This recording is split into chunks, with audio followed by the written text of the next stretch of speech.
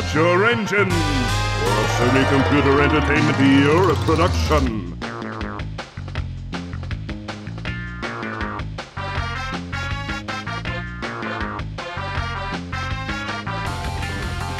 Fasten your seatbelts for another multi-door creation. Boom! 1999. I had no idea it was even that old. What's up guys, Tommy here, bringing you some Crash Team Racing for the PS1. Now I say this every episode for in retrospect, but this is definitely one I've been meaning to do for a while. I think this is probably one of the most highly requested ones as well. Just because I've done Crash 1 and... yeah, I've done Crash 1, Crash 3, so I figured Crash Team Racing would be the next one. Pretty interesting game. I mean, it doesn't have much relation to the original games apart from obviously the graphics and the whole Wumpa Fruit thing and all that good stuff, but I don't know, I don't think it really has a storyline. Or if it does, I haven't paid attention to it, so... pretty much just a kart racing game, but absolute great fun, so I figured I'd show it at some point.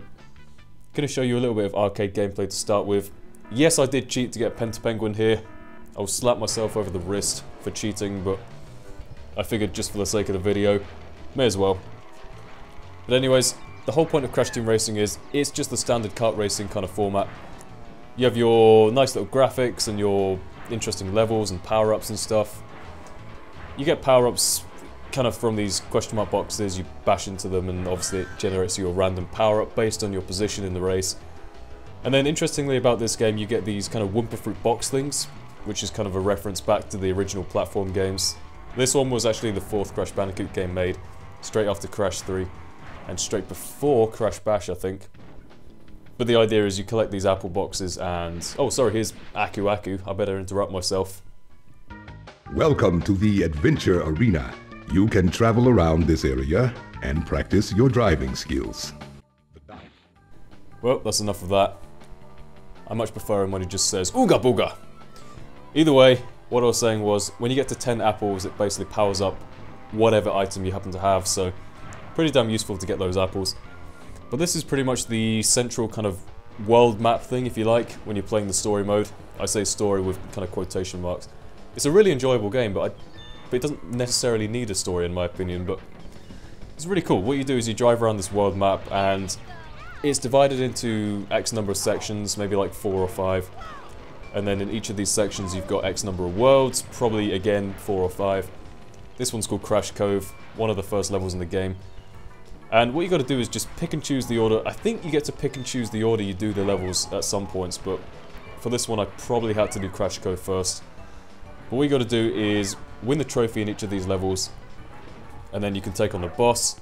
There's like a boss in each world. I'll go into the bosses in a minute, but once you've beaten the boss, you can also go back to those levels and do other challenges. So that one there was the CTR challenge, which is just same as the standard race, but you've also got to collect these letters C, T and R as you go around the track.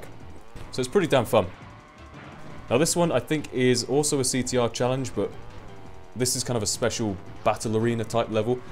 If you play the arcade mode with friends, you go into this level and you pretty much just have to kill each other, like the kind of balloon based battle mode in Mario, but I don't know, I'm not a big fan of these levels just because they're pretty difficult, but I think these ones are a pretty cool addition to the game.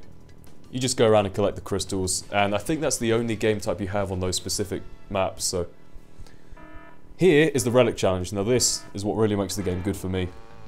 Now this is kind of similar to the Relic challenge back in Crash Bandicoot 3, I think that's when they brought it in. Maybe 2, but either way.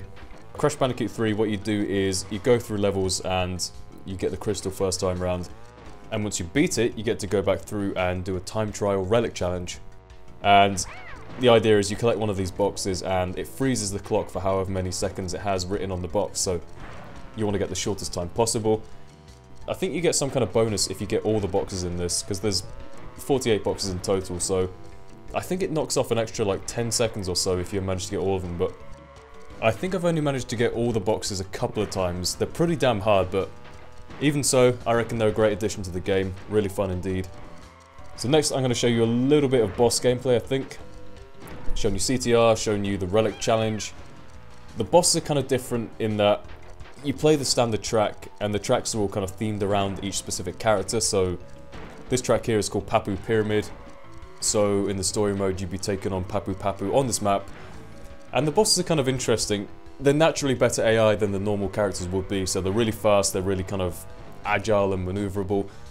And then they have like a special bonus, which is they have infinite of some kind of power-up which they keep bombarding you with, so I think Ripperoo bombards you with kind of infinite TNTs, and oh, what's that? I think I can hear him coming.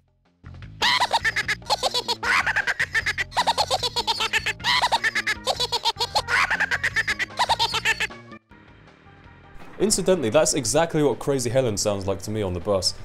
Ripperoo's challenge, we're going to go in and we're just going to, you know, see what happens. All the bosses are relatively hard. Ripperoo's the first one, so not too tricky, but when you go on to the final one, I think is End Oxide, who I believe is only even in this game. I don't know if he even appears in any other Crash Bandicoot game, but they're pretty fun. Definitely a big challenge, but once you've actually beaten the boss, you get to unlock the new world, because they give you a key, so you get to open up this gate, and that opens up a whole new load of levels, so it's pretty rewarding how they do it. Pretty good.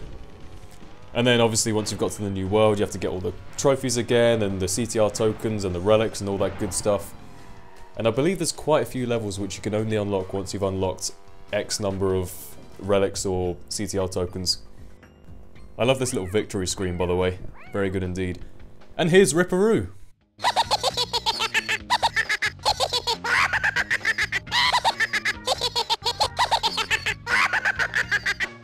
So, with that being said, I hope you guys enjoyed the video. I've really enjoyed making this one. I really enjoyed this game indeed. Don't forget to leave a rating if you did enjoy, and I will see you guys next time. Goodbye.